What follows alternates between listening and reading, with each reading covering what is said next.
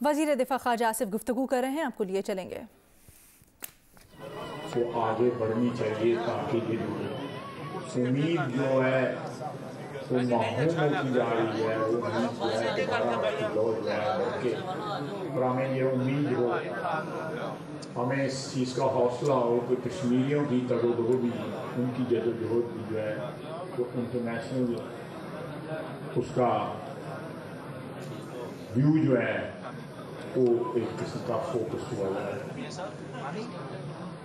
मैं इसके बाद जो है जो सियासी गुफ्तगू हुई यहाँ पे बरादर मोहम्मद मीर साहब ने जो जिक्र किया उसकी तरफ आता हूँ हुआ है। मैं इसके बाद जो है जो सियासी गुफ्तगू हुई यहाँ पे बरादर मोहम्मद मीर साहब ने जो जिक्र किया उसकी तरफ आता हूँ।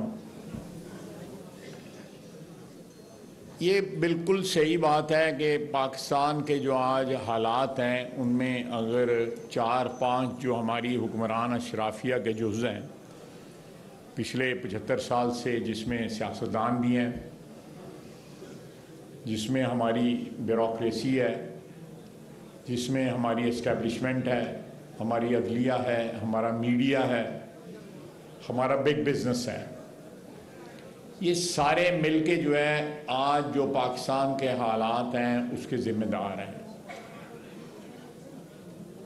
अब कौन ज़्यादा जिम्मेदार है, कौन कम जिम्मेदार है, ये एक डिबेट है जो मैं समझता हूँ एकेडमिक है। मैं समझता हूँ कि ये कलेक्टिव जिम्मेदारी है हमारी अशराफिया की जो हुक्मरानी कर रहे हैं पिछले 75 साल से। ये ज़्यादा लोग नहीं हैं, ये हज़ारों में है, लाखों में भी नहीं है, लेकिन इनके इन्फ्लुएंस की वजह से, इनकी कोताहियों की वजह से, इनकी लग्जिशों की वजह से, इनके अपने सेल्फ इंटरेस्ट को प्रोटेक्ट करने की वजह से बाकी अवाम भी जो है वो आहिस्ता आहिस्ता आहिस्ता आहिस्ता पस्ती की तरफ जो है, हमारा इखलाक, हमारी इक़दार, हमारी सियासत जो है वो पिछले 75 साल में वो इक़दार जो हैं वो इतनी ज़्यादा कॉम्प्रोमाइज़ हो गई हैं कि अब पता नहीं लगता कि कौन सी चीज़ जायज़ है या कौन सी चीज़ नाजायज़ है। अब देखिए, मैं सोच रहा था वहाँ पे बैठ के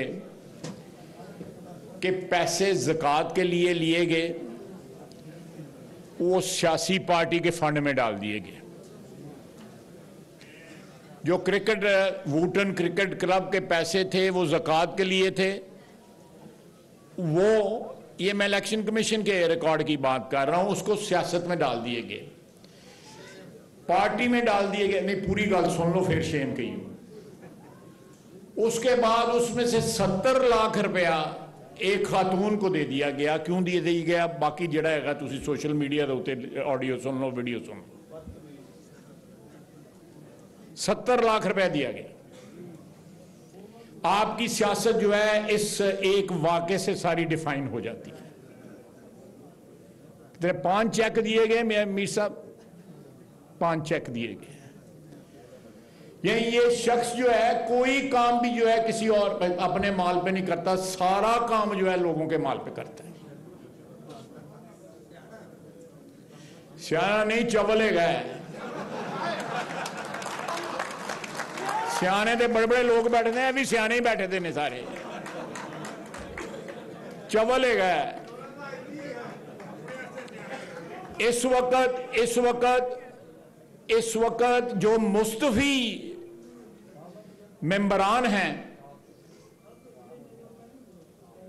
मेरा ने 130-135 के करीब हैं पीटीआई के, जो ये 28-29 को जो है स्पीकर साहब के पास जा रहे हैं, जितने भी हैं 50 करोड़ रुपया महीना जो है वो गवर्नमेंट से ले रहे हैं। 50 करोड़ रुपया महीना गवर्नमेंट से ले रहे हैं। सरकारी रिहायशें, सरकारी फैसिलिटीज, हर किस्म का जो है वो पाकिस्तान की आवाम से जेब से निकाल रहे हैं। लीडर भी जेब कतरा, फॉलोअर्स भी जेब कतरे।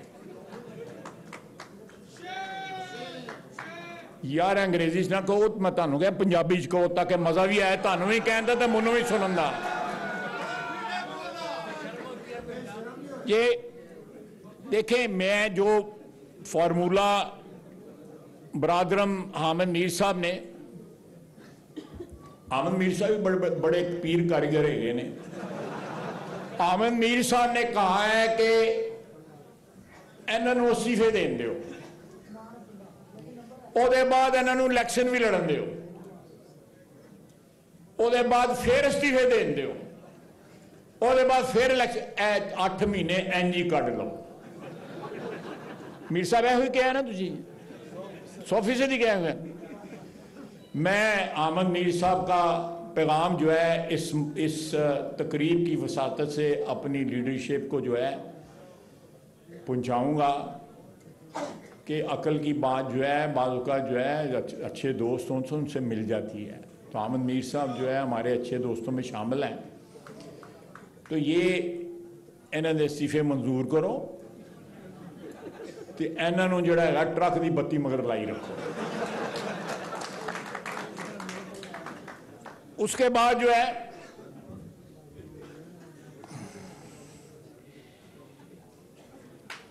इतने स्कैंडल हैं कि बंदा भूल जाता है।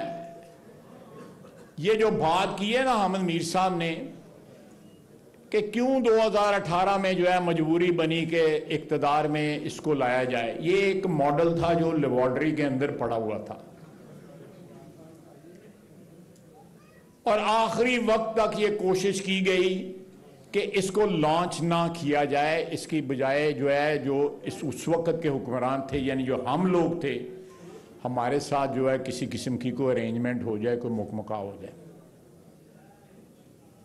लेकिन जिस तरह हामिद मीर साहब ने बताया कि शहबाज शरीफ अपने असूलों पे खड़ा रहा, अपने भाई अपनी पार्टी के साथ जो उसकी वफादारी थी उसने निभाई। अल्लाह ताला सुरखरू करता है, अल्लाह ताला इन बातों का अजर देता है। हो सकता है कि हम वहां पे कॉम्प्रोमाइज कर जाते तो आज जिस इज्जत के साथ, जिस आबरू के साथ हम आप लोगों के सामने खड़े हुए हैं ना खड़े हो सकते। और ये जो लेबॉर्टरी में मॉडल खड़ा है ये भी ट्राई ना होता। इन्होंने बनाने वाले ने भी औकात यदि पता लग गई, नाल उन्होंने अपनी भी औकात पता लग गई है, एदे मुंह औकात पता लग रही है। एंजी है ना, कुछ असी तो कुछ नहीं कह रहे, चुप करके इसको तो दे गए गाला वो कटन दिया जाएगा। ये जिस शख्स ने उसको खिलाया है, जिस हाथ ने उसको खिलाया, उस हाथ को उसने काटा है। मैंने कल सियालकोट में कहा था कि इन्हें खीर सारा मुद्दा जड़ा है मुर्शद दे पा देना है कि मेरे को गलती हुई सी, मैं ब्याह क्यों किया है, मैनू बुढ़ी गलत मिली है। ये कोई बईद नहीं है, मैं ये बात कोई मजाक के तो, लेकिन आप देखें कि किस किस बात पे उसने जो है कहा है कि बाजवा साहब को एक्सटेंशन दी, गलती की, रूस गया गलती की, फलां बात की गलती की। इस शख्स के साथ सिर्फ इस शख्स की वफादारी दौलत के साथ और इक़्तिदार की हवस के साथ है, उसके अलावा किसी के साथ नहीं, किसी के साथ, ना इस मट्टी के साथ, ना इस मुल्क के साथ, ना किसी अजीज रिश्तेदार के साथ, ना पार्टी के साथ, ना अपने फॉलोअर्स के साथ, किसी के साथ नहीं। अव्वल और आखिर जो है इक़्तिदार और दौलत के साथ जो है। मैंने असेंबली में एक दिन कहा था शाह महमूद कुरैशी को आवाज़ दे के, मैं कह दिया अरे जेबां चेक कर खाली होती हैं, अगर पैसे निकल आए मैं इस्तीफा दे दूँगा था। यही मुफ्तबर है। और सियासत में उसने जितनी रवायात को फ़रोग़ दिया है, चाहे वो सोशल मीडिया पे हैं या असेंबली में हैं या सियासत में हैं, पंजाब में वज़ीर दिफा ख्वाजा मोहम्मद आसिफ वज़ीर दिफा ख्वाजा आसिफ लाहौर में तकरीब से खिताब कर रहे हैं। उन्होंने चेयरमैन तहरीक इंसाफ इमरान खान को तनकीद का निशाना बनाया। लाहौर के आप मनाज़िर देख रहे हैं जहां पर तकरीब हो रही है और वज़ीर दिफा ख्वाजा आसिफ इस तकरीब से खिताब कर रहे हैं।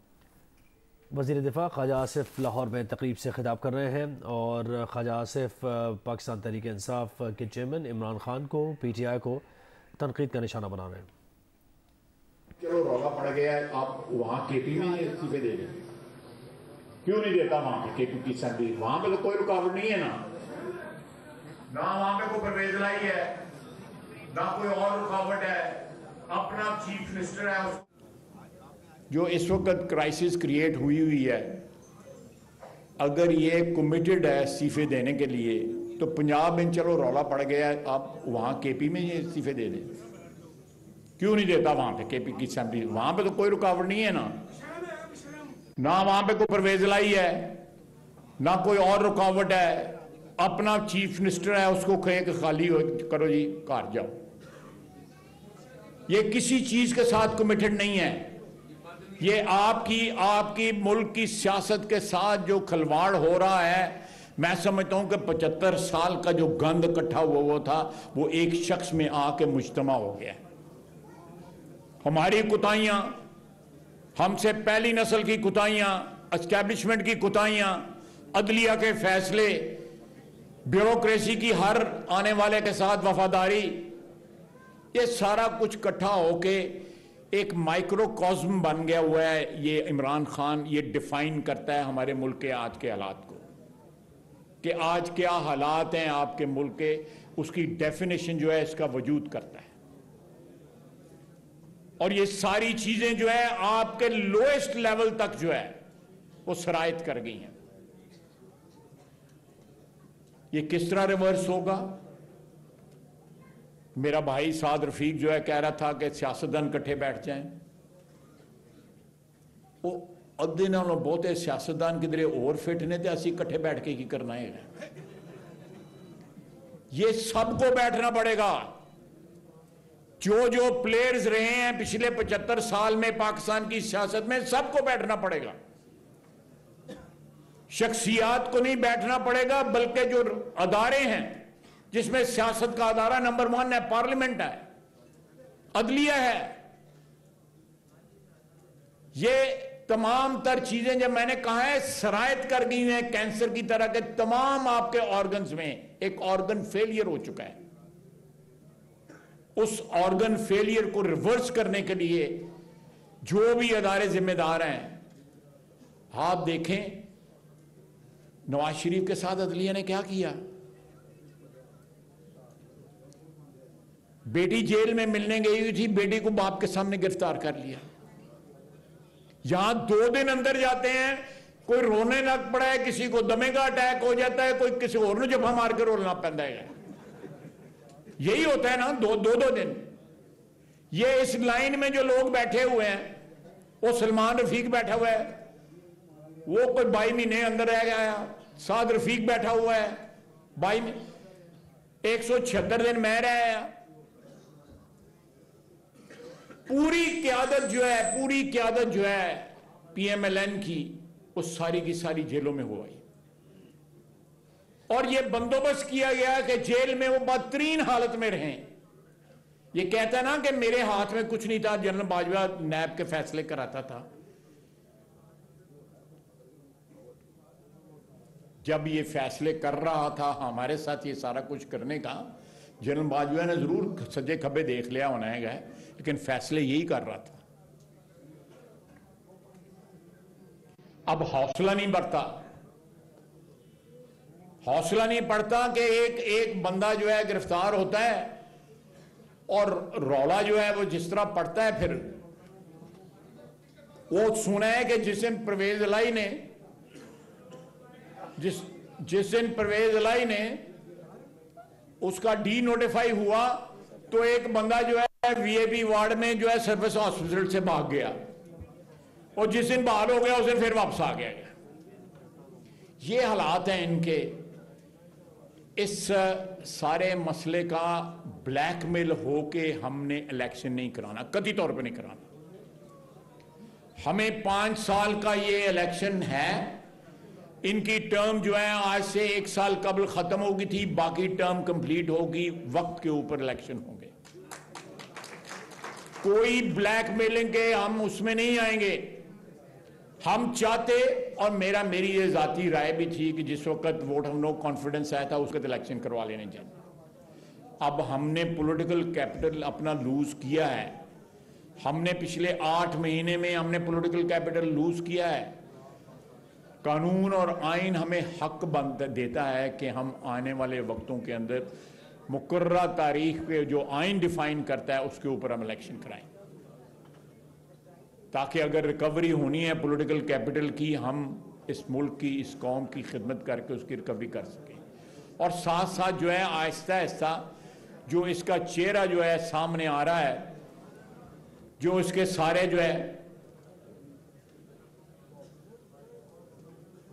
जब लोगों के ऐबों की बात करता था तो मैं किसी के ऐबों की बात करता हूं ना तो मैं पहले अपना जो है गिरेबान जो है अपना अंदर जो है टटोल लेता हूं कि ख्वाजा आज़द तुम फलाने के मतलब ये बात करने लगे हो, कहीं तुमसे भी तो ये अमल सरजद तो नहीं हुआ। मैं अल्लाह ताला से माफ़ी मांग लेता हूं। ये बिल्कुल सही बात है कि कुरान में जो है हुक्म है कि आप लोगों के ऐबों पे पर्दा डालें ताकि अल्लाह ताला आपके ऐबों पे पर्दा डाले। वो पर्दे डालता है, सुबह शाम हमारे ऐबों पे पर्दे डालता है।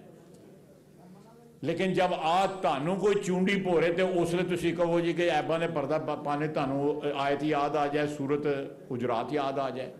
जब आप लोगों के मतलब बात करते रहो तो उस वक्त जो है थोड़ा मुंह बंद ही ना होए। तो ये इस तरह नहीं होता।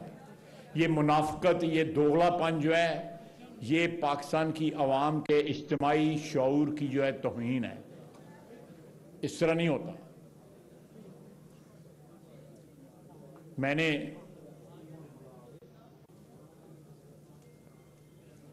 जाना भी है, मैंने इस्लामाबाद जाना है। मैं ज़्यादा लंबी आपसे बात नहीं करना चाहता क्योंकि आजकल धुंध भी है और सारा सिलसिला जो है फ्लाइटों का भी और सड़कों का भी। लेकिन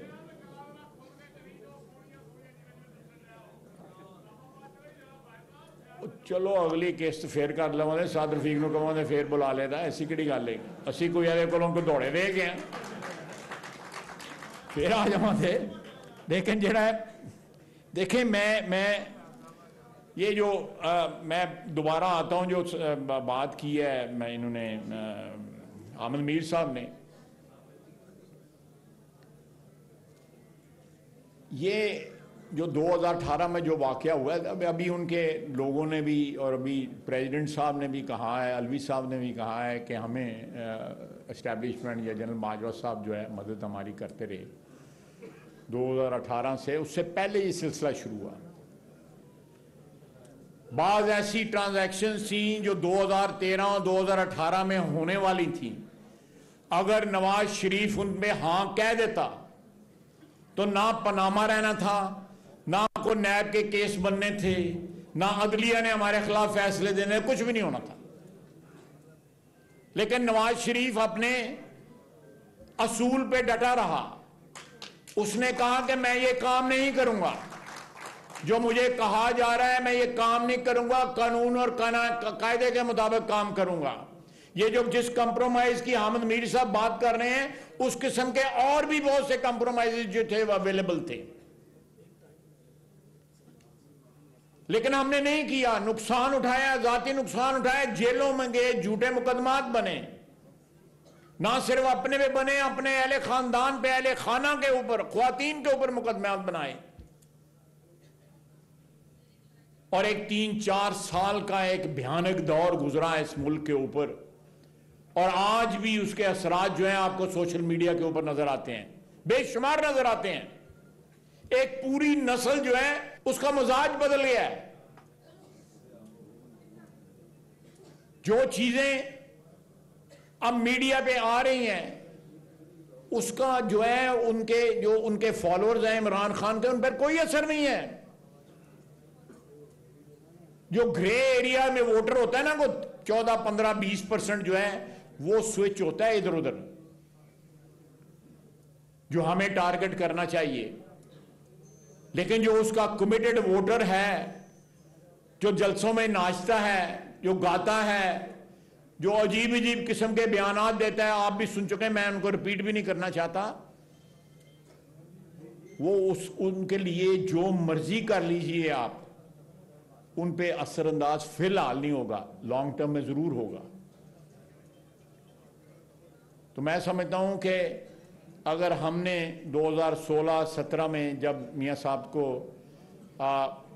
वजारत उज़्मा से हटाया गया, एक तनख्वाह ना लेने पे डिस्क्वालीफाई किया गया, उससे कई गुना, उसका तो जुर्म ही कोई नहीं था नवाज शरीफ का, इससे तो उससे कई गुना, 1000 गुना बड़े जुराइम जो है इसके सामने आ चुके हैं। लेकिन रस्सी दराज हुई है। अल्लाह ताला की जब पकड़ आएगी उससे माफ़ी मांगनी चाहिए। तो फिर रस्सियाँ दराज नहीं रहती, फिर रस्सियाँ छोटी हो जाती हैं और पता नहीं कहाँ कहाँ फिर रस्सियाँ पहुँच जाती हैं। मैं आपसे इजाज़त चाहूँगा।